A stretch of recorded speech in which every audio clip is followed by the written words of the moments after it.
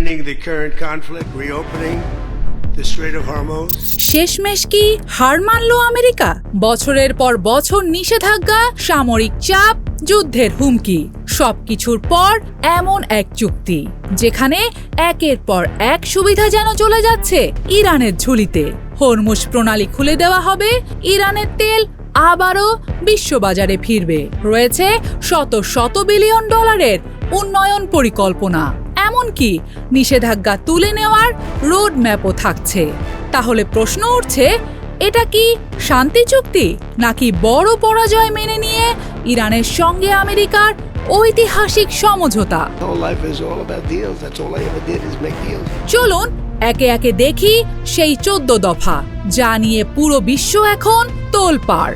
প্রথম দফাতেই বড় ঘোষণা, যুক্তরাষ্ট্র ইরান স্থায়ীভাবে সব যুদ্ধ বন্ধ করবে।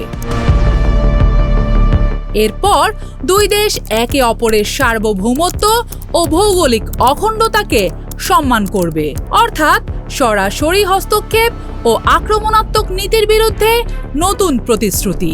তৃতীয় দফা বলছে 60 দিনের মধ্যে চূড়ান্ত চুক্তি করতে হবে, প্রয়োজনে সময় বাড়ানো যাবে। চতুর্থ দফা থেকেই আসল চমক, হরমুজ প্রণালীতে আমেরিকার নৌ অবরোধ তুলে নেওয়া হবে। পঞ্চম দফায় ইরানের প্রতিশ্রুতি, বাণিজ্যিক জাহাজগুলোকে নিরাপদে চলাচলের সুযোগ দেওয়া হবে। প্রথম 60 দিন কোনো চার্জও থাকবে না।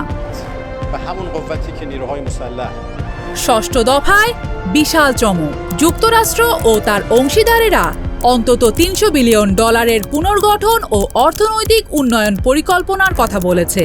সপ্তম দফায় আরও বড় বার্তা, যুক্তরাষ্ট্র ইরানের বিরুদ্ধে আরোপিত নিষেধাজ্ঞা প্রত্যাহারের অঙ্গীকার করেছে, যদিও এর বাস্তবায়ন পরবর্তী আলোচনার ওপর নির্ভরশীল। অষ্টম দফা পারমাণবিক ইস্যু, ইরান আবারও জানিয়েছে তারা পারমাণবিক অস্ত্র তৈরি করবে না। উচ্চমাত্রায় সমৃদ্ধ ইউরেনিয়ামের বিষয়ে আন্তর্জাতিক তদারকির আওতায় কাজ করবে তারা। নবম দফা বলছে চূড়ান্ত চুক্তি না হওয়া পর্যন্ত বর্তমান পারমাণবিক অবস্থান অপরিবর্তিত থাকবে।